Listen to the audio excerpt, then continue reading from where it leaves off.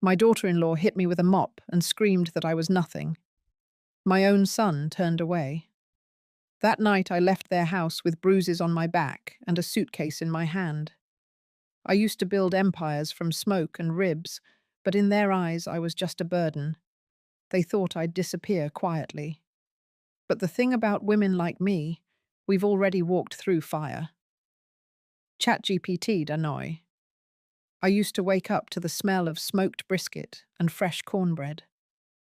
Now I wake up to the sound of my daughter-in-law's heels on tile and the silence that follows. My name is Virginia Eastwood. I'm 73 years old and I live in a house where my name is never spoken. Not with affection, not with memory, not with respect. They call it their house now, Brendan and Haley. But the down payment came from my retirement savings. The very kitchen where I once slow-roasted pork belly for 5 hours is now where I silently rinse dishes no one thanks me for washing. That morning, I sat at the end of the long oak table. The same table Brendan used to crawl under when he was 5, pretending to be a tiger. Now he sits across from me in crisp shirts and sharp silence. Haley, always perfectly put together, placed a plate of avocado toast in front of herself and barely looked up. She didn't bother asking if I had eaten. No one did. On the wall behind them, I used to hang photos. Me and Brendan standing in front of our first food truck. Brendan with barbecue sauce all over his face at the state fair. Me receiving an award for women entrepreneurs over 50. That wall is empty now. A sleek canvas print of Napa Valley hangs there instead. It doesn't smell like smoke or love. It smells like lavender-scented detachment. During dinner that night, Haley laughed at something on her phone. Brendan chuckled along. I said nothing. I had made cornbread, but no one touched it. Instead, Haley pushed her arugula salad around and asked Brendan what the marketing team thought about the new seasonal menu. I didn't ask to be the center of attention, but it's a strange feeling being invisible in a house you helped build. A stranger in a kitchen you once ruled like a queen. That night, I stood alone in the pantry. My hands touched the spice jars I had labeled 20 years ago. Paprika, garlic powder, ancho chili, the familiar worn caps felt like friends.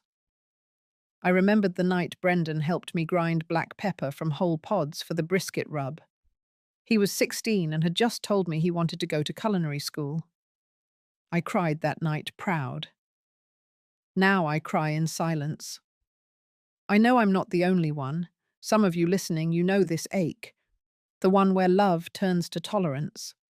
Where your place at the table becomes conditional. If you feel like you're quietly disappearing from your own family's story, then you're not alone. I didn't speak up that night, but something inside me stirred.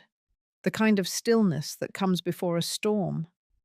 I wasn't angry yet, but I was starting to remember who I used to be. And believe me, once a woman like me starts remembering, things begin to change. The next weekend, Haley invited her co-workers and a few neighbors over for what she called a casual networking brunch. I stayed out of the way that morning, wiping down the counters and folding dish towels in the laundry room. I didn't want to linger, but part of me still hoped someone might ask for my help with the food. They didn't. Brendan came down in a polo shirt that looked new. He barely glanced at me before heading straight for the back patio to light the grill. I followed slowly, standing just inside the sliding doors out of the way. The guests began to arrive in waves. Women in muted florals, men in khakis and button-downs. Laughter floated in with the breeze. Haley floated too in a pale pink dress, barefoot with a glass of rosé in her hand. She looked like someone who had read a magazine about effortless entertaining and decided to perform it. She greeted each guest like royalty. Then she turned and pointed toward me. "This is Virginia," she said. "She used to work at the old restaurant before we rebranded." Some of the guests smiled politely. One of the men raised his brows and asked if that meant I was a retired chef. Haley jumped in before I could speak. She was more like a behind-the-scenes type, kind of a family fixture. You know how it is. I smiled tight. I looked at Brendan standing by the grill, flipping asparagus with the wrong side of the tongs. He didn't meet my eyes. He just reached for a beer. I slipped back inside, heart thudding low and heavy. I went to the hall closet to hang up a stray jacket one of the guests had left on a chair. As I closed the door, my eyes landed on the photo frames lining the hallway. There used to be a snapshot of me and Brendan from the grand opening of our first location. I wore a red bandana and had sauce on my apron. I remember that day so clearly. I cooked for 16 hours and still danced to blues with Brendan at closing time. Now the frame held a picture of Brendan and Haley on a ski trip in Aspen. All the other photos were of them too. I was gone.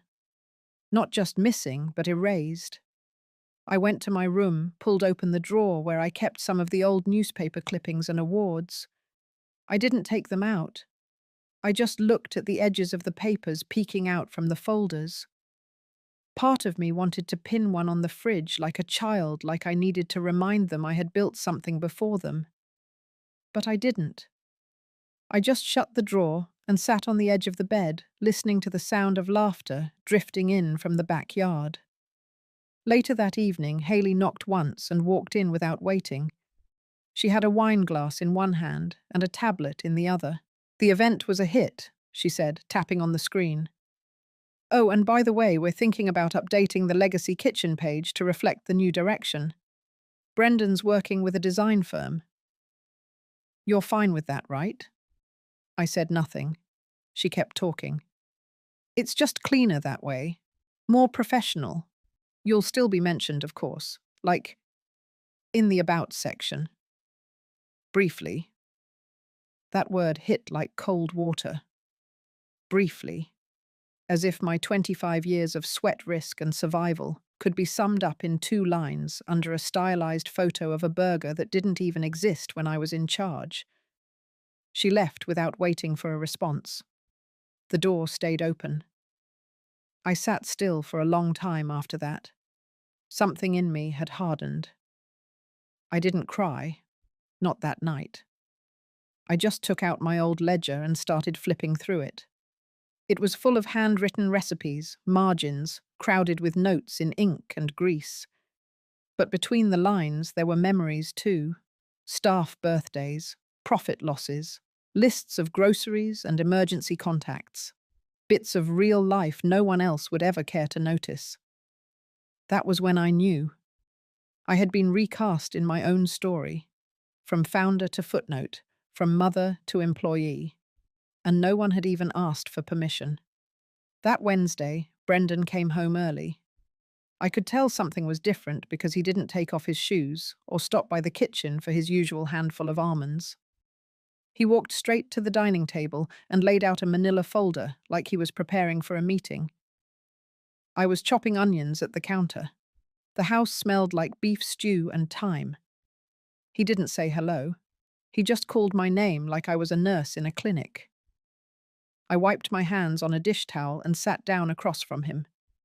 He slid the folder toward me. "This is just clean-up paperwork," he said. "Mostly formality. It's about the Legacy brand. We're reorganizing under a new entity for efficiency." Haley's uncle helped draw it up. I didn't reach for it. I looked at him. His face was smooth rehearsed, like he'd already practiced this conversation in his head 100 times. Then Haley appeared in the doorway. She was holding her phone like she was texting someone, but glanced up just in time to catch my hesitation. She walked in and sat beside Brendan. No greeting, no smile. "We figured it's time to streamline things," she said. "Clean the slate, make sure everything's aligned with modern practices." I finally opened the folder. It wasn't a cleanup. It was a complete restructuring of ownership. All assets, intellectual property, licensing rights, and royalties were to be transferred to a new holding company under Brendan and Haley's names. There was a single clause referencing a one-time gratitude honorarium, which from the looks of it was less than the value of one quarterly check from my old franchise agreement. My name didn't appear anywhere in the executive roles. I was not even listed as a founder, just a historical figure noted as the brand's origin story in one sentence near the end. I flipped through each page slowly, my thumb pressing into the paper like I could squeeze out the truth. Brendan started to speak again, but Haley cut him off. "There's no pressure, Virginia, but it would really help with our expansion if we could finalize this soon. We're looking at 2 new locations in Austin and Seattle. Investors want to see clean ownership lines." Clean. That word again. I asked quietly why my name had been removed. Not out of anger, out of sheer curiosity. Haley answered with a shrug. "Because legacy isn't just about the past. It's about who carries it forward. No offense, but people expect younger faces now. That's just branding." I didn't say a word. I closed the folder and stood up. "We'll revisit it later," I said. Brendan looked relieved. Haley looked annoyed. That night I couldn't sleep. I went downstairs after midnight and opened my laptop. I tried logging into the legacy business account. My access was denied. I tried again using my personal login. Still nothing. I called the bank the next morning. The representative told me I had been removed from the primary business account 3 weeks ago. Legally. With full documentation. Apparently Brendan had processed it using my old general power of attorney, which I had granted him years ago when he first joined the business. I had forgotten it even existed. I checked the company email. My old address bounced back. No longer active. When I pulled up the official Legacy Kitchen website, I saw a new team photo on the About page. Brendan stood in the center, Haley to his left. A few new chefs and staff flanked them. My name was nowhere. I scrolled to the menu section. None of the original recipes remained. No brisket sandwich named after my mother. No rosemary cornbread. No slow braised ribs with blackberry glaze. All gone. Even the tagline was new. Fresh fire. Modern flavor. I sat in the kitchen, phone still in hand, heart like ice in my chest. They had erased me, not just from the paperwork, from the story, from the brand, from the food. I looked down at my hands. They still bore faint burns from 1,000 hot pans and oven doors. My wrists still ached on rainy days from hauling trays and slicing onions for 20 years. My body remembered, even if they didn't. Later that week, Haley walked in with a draft contract printed in high-gloss color. She laid it on the kitchen table next to my cup of tea. "We thought maybe this version would feel more official," she said, then added with a smile, "Something worthy of your signature." I told her I'd consider it. But in truth, I already knew my answer, and I had already started thinking about how to make my next move count. Not with anger, not with noise, but with precision and with history. The first thing I noticed was the silence of my inbox. That morning I had poured myself a cup of coffee before dawn, as I always did, and sat down to check on the restaurant's weekly report. But my login didn't work. I tried again. Nothing. I reached out to the IT contact we'd used for years. He responded in a clipped message. "Access has been restricted as per management request." No name, no explanation. Just a wall where a door used to be.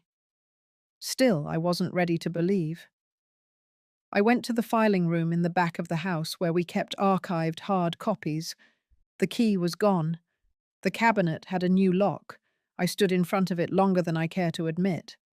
I could hear Haley upstairs walking in heels, confident, in control. Later that afternoon, I drove to the main restaurant. I told myself I would act casual like any day. But the young hostess looked confused when she saw me. Her name tag read, Sophia. She barely hid her discomfort when she said, "We've updated our access procedures." You'll need to schedule a visit with management. I wasn't even angry. Not yet. Just foggy, like my name no longer belonged to anything. I walked past her anyway, ignoring the uncomfortable shuffle behind me, and stepped into the main floor. The place looked brighter, colder. There were new paintings on the wall, new slogans. I searched for the menu posted behind the bar. Gone was Eastwood's first fire-grilled brisket. Gone was Grandma Ginny's peach cobbler. Instead, I saw generic names. Smoked classic, rustic fruit bake. It was like someone had taken a red pen and erased me out of every dish, every corner. I turned to the bartender, a young man with tattoos on his arm. He looked startled when I asked for the menu. He handed me a fresh printout. No dish bore my touch, not even the sauce recipes I developed in the early 90s. It was all labeled House Blend. I felt something shift in my chest. Not heartbreak, not betrayal, extinction. I walked to the kitchen. I knew the back entrance codes, or I thought I did. They had changed. A staff member cracked the door open halfway and said he had to check with his supervisor before letting me in. That evening I went back home. I sat on the guest bed. My bed, the one across from the laundry room. A room that used to be the storage closet, now redone with a lamp and a floral quilt. I opened my laptop again this time, checking not the restaurant accounts, but my own business email. Disabled. I checked the official LLC registration of Eastwood & Coton. It had been updated. New signatures, Brendan's name, Haley's name, my own stripped, no forwarding contact, no formal removal notice, just gone. That's when I felt my fingers tighten around the edge of the desk. They hadn't just taken the business. They had removed me from memory. Legally, quietly, completely. The next morning I visited the courthouse. I requested a copy of the company's public filings. The clerk looked at me over her glasses and asked, "Are you authorized to retrieve these?" I gave my name. She hesitated, then went to the back room. When she returned, she handed me a packet. On top, a post-it note was attached. It read, "Transferred majority rights per internal agreement. Effective 10 weeks ago. 10 weeks. I had still been making Sunday brisket, still been stocking shelves, still been printing payroll checks, all while my name had already been deleted. I left the courthouse. My knees were stiff. My hands trembled only slightly, but enough that I needed to pause on the bench outside. For a long time I stared ahead at the courthouse steps. People came and went. Some smiled, some argued. Life moved on. Then I reached into my bag and pulled out my old recipe book, the one with oil stains and margin notes, my handwriting fading at the edges. There on the inside flap was the phrase I'd written back in 1984. Flavor is memory. Name is soul. I closed it and held it to my chest. They had taken both. But not forever. The wind howled through the gaps in the old window frames that night, rattling like it was trying to warn me. I had always loved winter storms when I was younger. They reminded me of strength of survival. But that night, the cold felt different. It pressed in from the outside and mirrored the quiet that had crept into the walls of my son's house. Haley had decided to host a staff dinner for the core restaurant team at the house. She called it a tradition. I didn't remember it being one, but I had learned to stop questioning things out loud. She prepared everything with flair, wearing her cream-colored blouse and gold earrings, orchestrating each detail like a performance. Brendan helped set the table but barely said a word to me.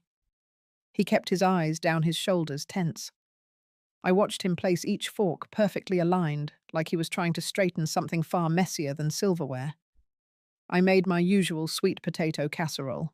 No one asked me to, but I couldn't stand sitting around doing nothing while strangers chopped vegetables in the kitchen that used to be mine. I layered cinnamon and brown sugar on top, crushed pecans with the back of a spoon, and baked it until the top bubbled golden. I set it on the edge of the dining table without a word. When everyone gathered, Haley stood at the head. Brendan sat on her right, and I was placed on the far end near the pantry door. As the team talked and laughed, I listened in silence. The conversation turned to rebranding expansion newer menus. A young woman named Danielle mentioned something about revamping the winter specials.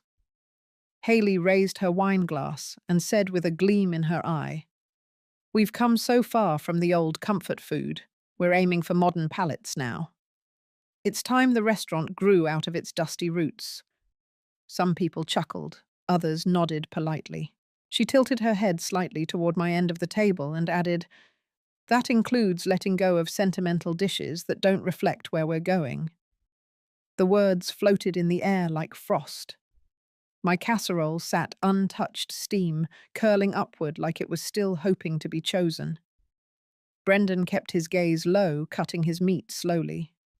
His fork trembled a little. I waited for someone to acknowledge the insult tucked beneath Haley's toast. No one did. I folded my napkin. My hands were steady. My stomach churned, but I kept my voice calm. After the plates had been cleared and the guests had migrated toward dessert and more wine, I excused myself. I climbed the stairs quietly and entered my room. The lamp on the nightstand cast a soft yellow glow across the room. I sat down at the small desk and pulled out the worn brown notebook I had kept since the early days of the food truck. I opened it to the back section where the pages weren't recipes or plans, but memories. I had started documenting everything the moment I first noticed Haley rewriting the business language. Each entry had a date, a location, and a single sentence. February 3rd, Haley introduced me to a vendor as just Brendan's mum. March 17th, my brisket recipe was renamed Chef's Choice on the menu. April 12th, Brendan asked me to stop attending team meetings, said it confused the staff. August 28th, my office at the downtown location had been emptied. No explanation. And now? November 14th, called sentimental baggage at dinner in my own house. I stared at that sentence for a long time before I wrote the next one. Tonight I remembered my name. I wrote it down slowly, pressing hard with the pen. Not just the name printed on old company documents, but the name that mattered. Virginia Eastwood, founder, builder. Woman who carried 2 toddlers on her back while flipping ribs over open flame. The name that had value before contracts, before logos, before anyone needed to sign anything to know who she was. The house was quiet again. I could hear Haley laughing downstairs, probably over wine. Brendan was silent as always. I didn't know what he was becoming, but I knew who I had been, and who I still was. I flipped the page and started writing something new. It wasn't a record this time. It was an outline, a strategy. I made a list of everything that had been taken. Then beside it, I made another list. One of everything they hadn't touched. The things they didn't even know I had kept copies of. Trademark filings, original branding documents, recipes handwritten in my father's pen, every version of the LLC articles from the day we incorporated. And something else. A letter Geraldine had helped me draft years ago after my second restaurant had been forced into a buyout. Back then, she said, "Always have a backup for the day they forget who bled for this." I smiled, not because I felt victorious, but because I finally felt awake. That night, I lit a candle on my nightstand. I placed my notebook beside it and stared at the flame for a long while. It flickered against the window pane, reflecting a woman they could not erase. The morning after the staff dinner was oddly bright. Sunlight poured through the frosted kitchen windows, painting long strips of gold across the floor. I stood at the counter pouring myself a cup of coffee. No one else was awake yet. But the peace didn't last. By noon, Haley was already stomping around the house heels, sharp on the wood floors. She held a folder thick with documents, and her eyes were thin slits of rehearsed patience.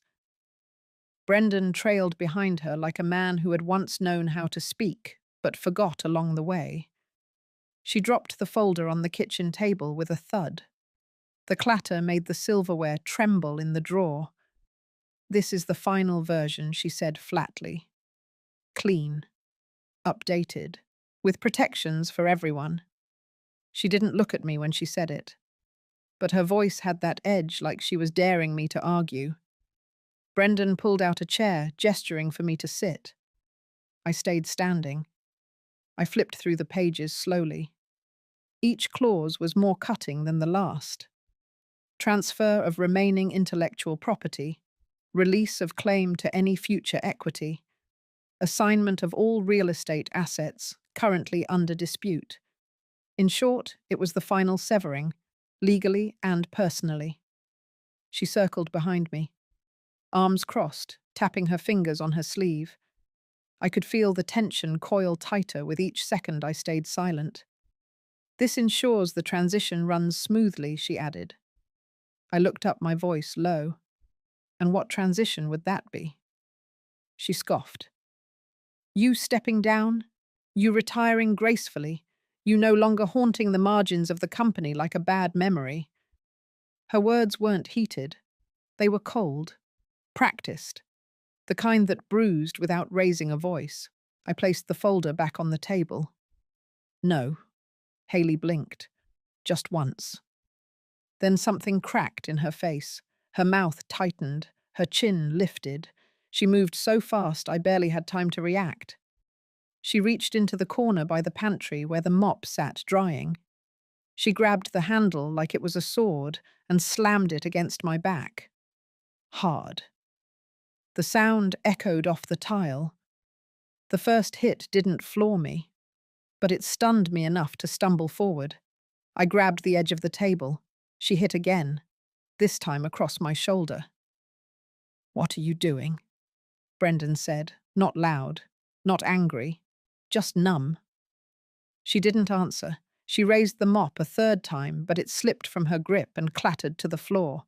Her face was red. Her chest heaved. "You don't get to say no," she hissed. "Not anymore." I didn't speak. I didn't cry out. I picked up the mop, not to return it, just to remove it from the floor. I leaned it gently against the wall. Brendan still hadn't moved. His hand was halfway to his phone, but he didn't dial. He looked away when I met his eyes. I stepped back, adjusted my cardigan, and turned toward the stairs. She called after me, her voice cracking. "You think walking away makes you right?" I didn't turn around.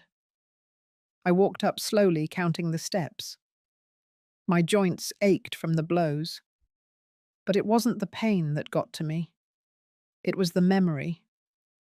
I had taken harder hits in life, but never from inside my own home. When I reached my room, I sat on the bed without touching the bruises. I opened my notebook again, wrote one clean sentence. December 3rd. She raised a mop like it was a weapon, and Brendan watched.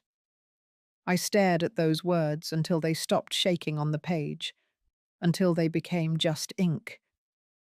Downstairs, I heard the soft sound of a drawer slamming shut. Later that evening, I passed Brendan in the hallway. He didn't say anything. He opened his mouth, closed it again, and kept walking. But before he vanished into his room, he left something on the hallway table. It was a photograph. Old, faded, but unmistakable. The food truck's opening day. Brendan no more than 10, holding a spatula like it was a trophy. Me behind him, flour on my cheek, smiling like I owned the whole sky. No note, just that photo. I didn't touch it. I left it right where he placed it. That night, I didn't light a candle.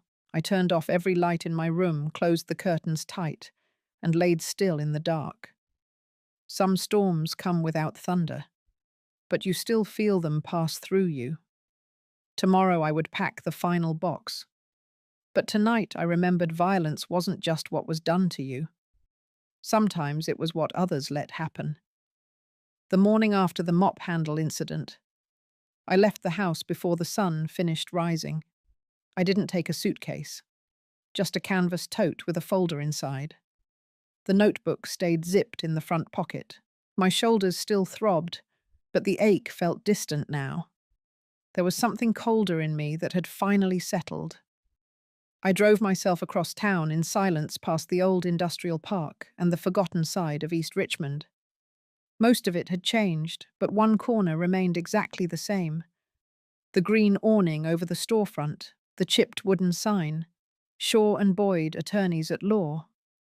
I knocked twice, then walked in. The bell above the door let out the same tinny chime it always had. She hadn't changed much. Geraldine Shaw still wore her grey suits, like armour, her hair tucked in that tight bun that said she didn't waste time on pleasantries. She didn't smile when she saw me, just nodded once, then motioned to the seat across her desk. I sat. Neither of us said anything for a long time. Then she opened the bottom drawer and pulled out a thick leather binder. "Been waiting for you," she said simply. I blinked. "You knew I'd come back." She looked at me like that was the stupidest thing I'd ever said. We both leaned over the desk. I opened the binder. Inside were copies of every agreement I had ever signed when I founded the Fork and Flame. Trademarks, licenses, menu, copyrights. Even the operating agreement from the first pop-up stand Brendan helped me run. I never shredded anything she said, just in case they forgot whose name built that brand. I turned the pages. The ink was faded in some, but every line was legible. Everything that mattered had my name on it. Not Brendan's, not Hayley's. I closed the binder. "I want to dissolve it," I said. "All of it. The brand. The legal entity. I want to strip it clean. Start again." Geraldine didn't flinch. She only leaned back, tapping a pen against her desk. "We can. It'll take some work, but it's all here. You never fully transferred control. They've been operating off assumptions and informal power plays, not law." I nodded slowly. The weight of that truth sank deep. I hadn't just been erased. I'd allowed them to do it quietly, assuming no one would notice. And now I had the proof, the power, and the right. "What do you want to do with the assets?" she asked. That's when I told her about the idea, about the notebook I'd been keeping, about the dozens of women I'd met over the years, cooks, servers, managers, women who aged out of the system, who got pushed aside for being too slow, too old, too outspoken.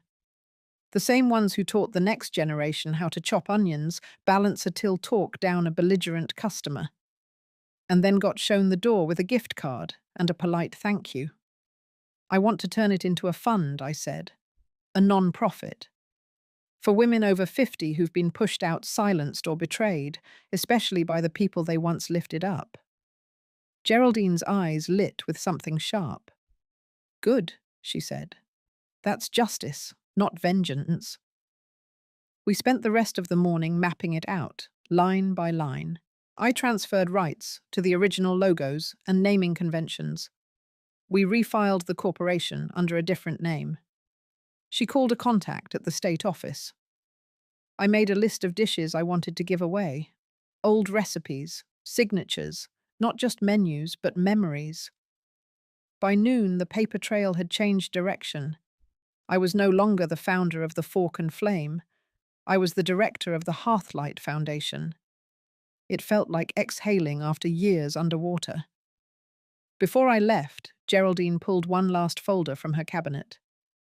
"There's something else," she said. "They've been quietly listing your house as a future business asset, tied it into the holding company through a shell clause in the updated bylaws. But they never recorded it properly, which means—" "It's mine," I said. She nodded. "For now," she added. "But you should move quickly.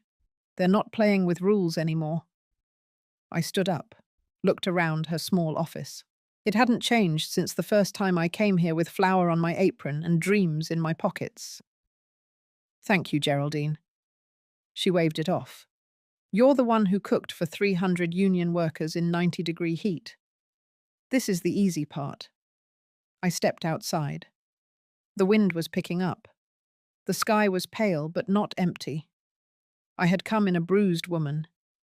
I walked out as someone they should have never underestimated. We didn't waste time.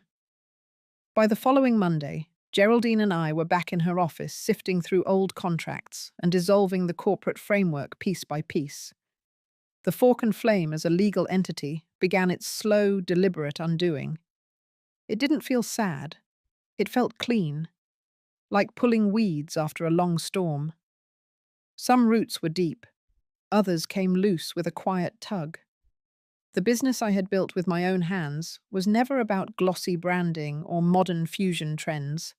It was about comfort, dignity, something that filled a belly and reminded you who you were. Geraldine filed the articles for voluntary dissolution. I signed every page. Every signature erased a line Brendan and Haley thought they had control over.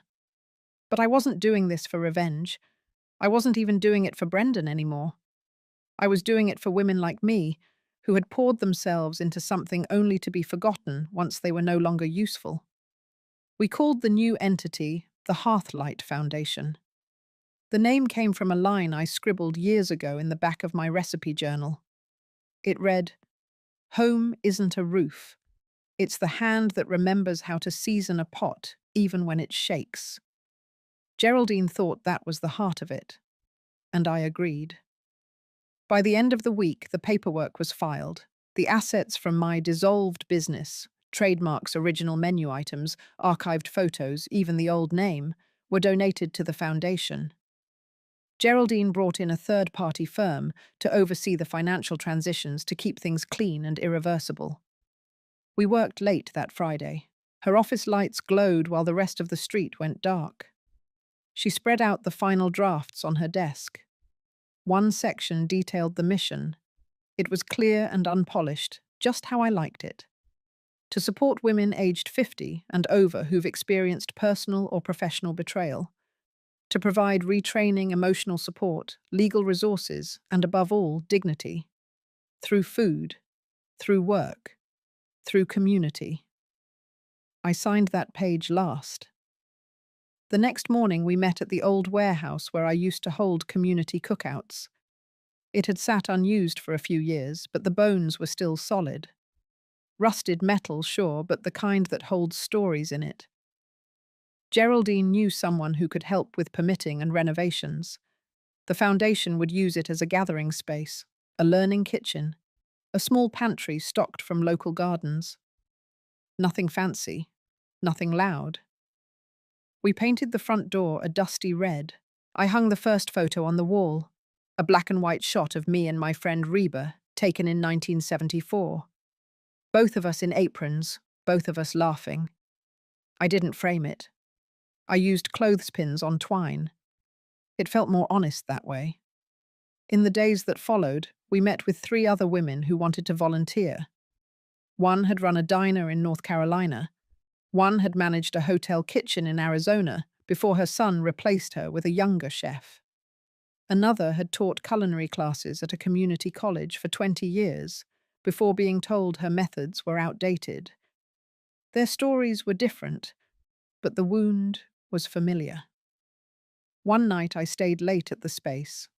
It was quiet. I sat at the butcher block table and pulled out my old notebook, the one with the worn leather spine and ink-stained corners. Every page had a name, a moment, a dish. Some of those names belonged to women I hadn't seen in decades. Some were already gone. But their hands had shaped mine. Their stories deserved a second chapter. I copied out a list from the back of the notebook and tacked it to the corkboard. At the top, I wrote who we're doing this for. Below were names, just first names: Agnes, Ruth, Dolores, Martha, Bernadine. I didn't add my own. That would come later once I had earned the right to stand beside them again. Geraldine walked in, holding 2 mugs of coffee. We didn't speak much. She just handed me mine, then looked at the list. "You think they'll see it?" she asked after a while. I looked around the space. It was still bare, still echoing with old dust.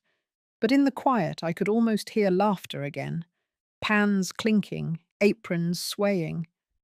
"They will," I said, "not with their eyes, but in the hands we reach, in the meals we serve." We sat there for a while, just 2 old women who refused to fade away quietly. Later that night, I added one more thing to the wall. A printed plaque made from a slice of reclaimed wood. It read, "From the hands that built to the hands still building." That was our legacy now. Not a restaurant, not a brand, but a flame passed forward. And for the first time in a long while, I felt warm again. The morning of the press conference, I woke up early. Not out of nerves, but out of instinct. Years of running kitchens had trained my body to rise before the world. I brewed a pot of coffee, not strong, just warm enough to calm my thoughts. Then I stepped out onto the back porch of my little rented duplex and watched the morning take its time with the light. By 9 a.m., the headlines had already started appearing. They came in slow at first. Then the story caught fire. Virginia Eastwood walks away from the fork and flame, establishes non-profit for betrayed women over 50.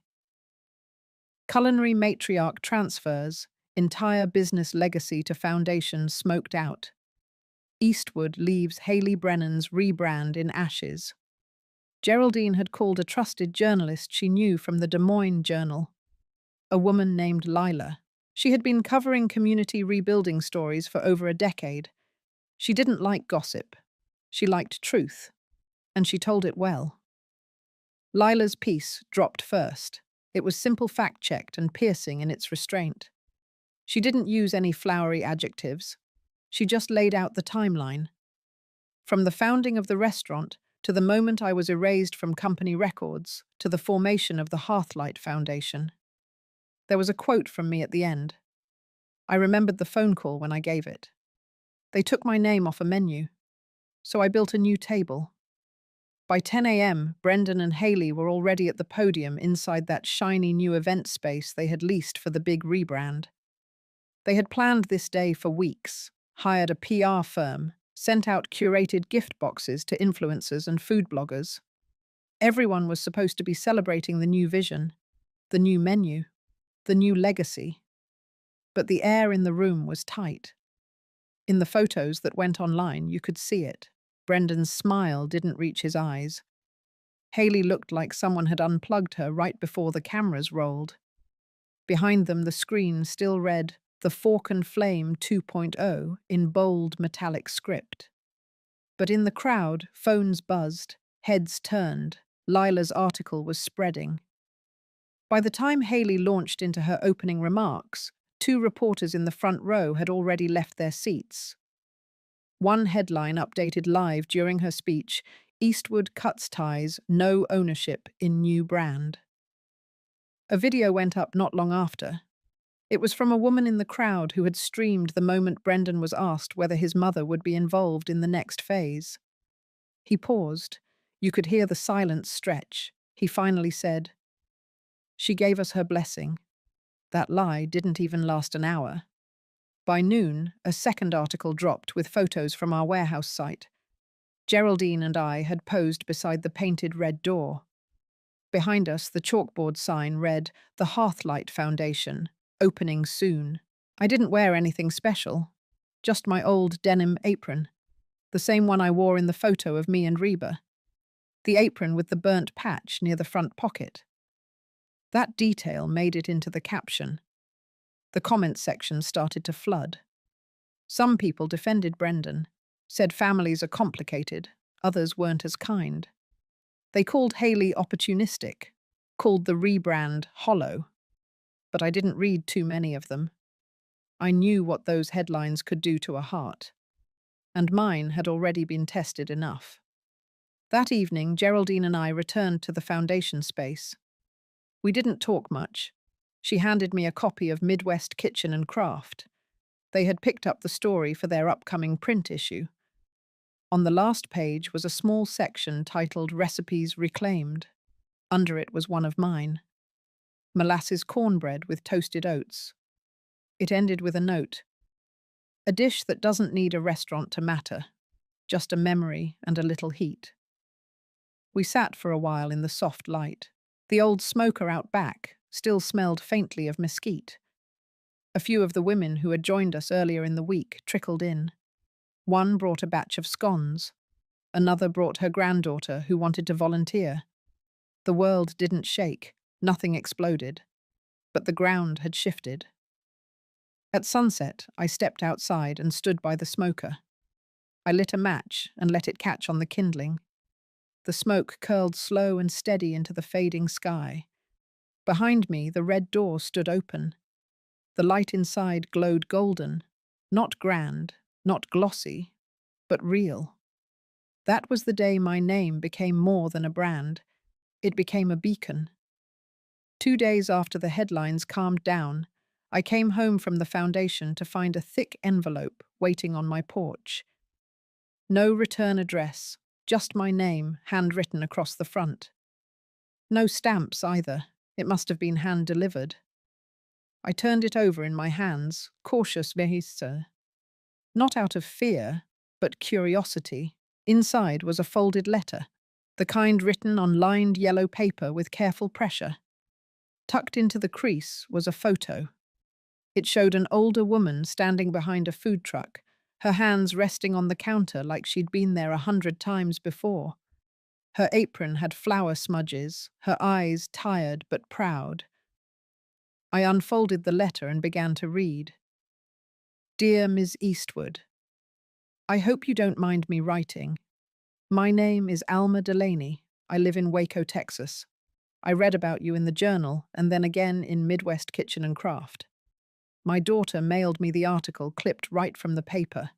She said, Mama, you need to see this. I've never written anyone like this before, not in my 68 years. But something about your story stuck to me. It rattled loose a memory I had packed away like a broken pan you don't want to throw out, even if it doesn't work anymore. I used to run a little diner, Alma's Table, opened it with my husband in '82. We did breakfast and pies mostly. Real simple. Biscuits from scratch coffee brewed strong. That place paid for braces, prom dresses, and one bad Chevy we never should have bought. We worked every day but Christmas, and we were proud of what we built. But 10 years ago, my son married a woman named Gina. She was sharp and ambitious and had big ideas for the place. She said she'd take care of us and keep it in the family. Said all the right thing until the papers were signed. Then everything changed. My husband got sick. I had to step away for a while. When I came back, the locks were changed and the name had been scrubbed off the window. She renamed it Gina's Grill, changed the menu, kept my cinnamon roll recipe, but started calling them Texas Twists. I asked about my table, the one my husband built by hand. She said it had termites and had to go. I later found it out back, broken in half, left by the dumpsters. I never got my name back. Never got to serve one last breakfast. For a while I thought maybe I deserved it. That I hadn't been strong enough to protect what I built. That maybe women like us were only meant to start things, not finish them. But then I read about you. About how you didn't just walk away, you redirected the whole river. You made something new from the ruins. And it wasn't out of spite. It was out of belief. That stirred something in me. So here's what I'm doing. Next month, I'm pulling my old camper out of the shed. The tires are shot and the roof leaks, but the griddle still works. My granddaughter says she'll help me repaint it. We're going to call it Alma's again. Just breakfast 3 days a week, nothing fancy. But this time it'll be on my terms. I don't want anything from you. I just wanted you to know that you lit something I thought had gone out. and I figured you ought to hear that from someone who knows how heavy a spatula can feel after 40 years. Thank you, not just for the idea, but for the proof. With respect, Alma, I sat with the letter for a long while. The late afternoon sun filtered through the blinds, tracing lines on the floor, like soft reminders that time keeps moving whether we notice or not. I looked at the photo again. Alma's hands told the story, worn, strong, the kind of hands that never stopped feeding people, even when no one remembered to thank her. I pinned the letter on the corkboard in my office at the foundation, right next to the first blueprint for the hearthlight space. Then I placed the photo inside the drawer with my recipe cards. It belonged there. I didn't cry, not then, but I felt something loosen in my chest, like a pressure I hadn't known I was holding. The next morning I wrote back. Just a short note, no flourish, told her the name Alma's again was perfect, told her to keep the cinnamon rolls exactly the way she liked them, and that if she ever needed someone to test her coffee, I was only a state away. That letter reminded me what this had all been for. Not just about legacy or reputation. It was about voice, about reaching the women who thought their chapter had ended without a final sentence. Turns out, all some of us need is proof that the pen is still in our hand. The knock came just after 6 in the evening. No call ahead, no message, just the sound of knuckles against the wood, soft but certain. I opened the door, and there stood Brendan. He looked like he hadn't slept in days. His collar was wrinkled, his eyes sunken and raw. He held something in his hand but kept it behind his back. We stood facing each other for a long, quiet moment. Then I stepped aside. He walked in slow and heavy, like his shoes were made of stone. He didn't sit. Just stood near the window, hands clenched, staring out as if he didn't recognize the trees anymore. He finally spoke. His voice had dropped, no longer clipped or defensive, but hoarse and low. He said he had seen the paper, said he read every word of the interview, that people had begun asking him questions, that some clients had pulled out of pre-scheduled events at the new location. I listened. I didn't nod. I didn't flinch. I simply let the weight of his words settle in the room like smoke.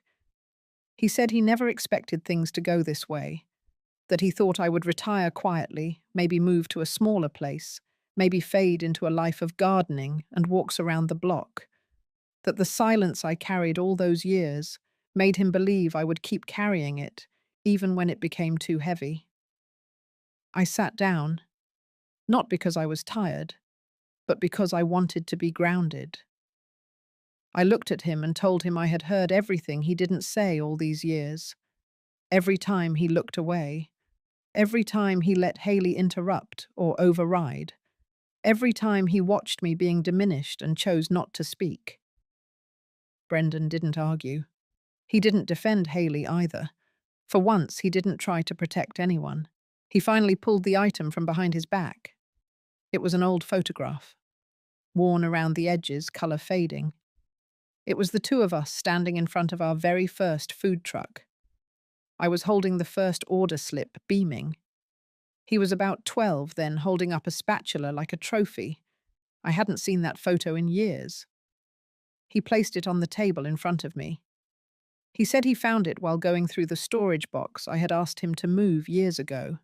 Said he didn't know why he brought it today, only that it felt right. I looked at the photo and felt the old ache that comes when you remember joy as clearly as grief. I told him that for a long time I believed he carried forward my legacy, that I thought I had passed him something meaningful, something sacred. But the truth was, he had allowed someone else to reshape that legacy, strip it of its roots and name it something new. And in doing so, he didn't just silence me, he lost part of himself too. Brendan sat down, finally, across from me. His voice cracked when he admitted that he had been afraid, that he wasn't sure how to be both a son and a businessman. that Haley made decisions fast and fiercely, and he let her lead because it was easier than confronting the past. I didn't interrupt. I let him speak. When he finished, I said one sentence. Not out of anger, not out of triumph. I said, "You chose Haley. I chose myself." He nodded. It was a small, broken nod, the kind that knows there's no fixing what has been done, only accepting it. We sat in silence after that, a quiet that didn't need to be filled. He stood to leave and asked if he could take the photo with him. I told him no. That photo was my memory too. He nodded again, this time slower. At the door, he looked back once.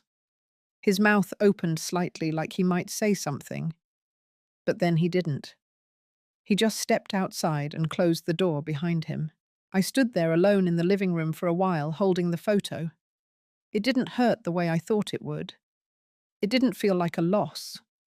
It felt like a clearing, like something had moved aside, making room for what was next. The past had spoken, and it had finally been heard. The sun had already begun its descent when I lit the smoker.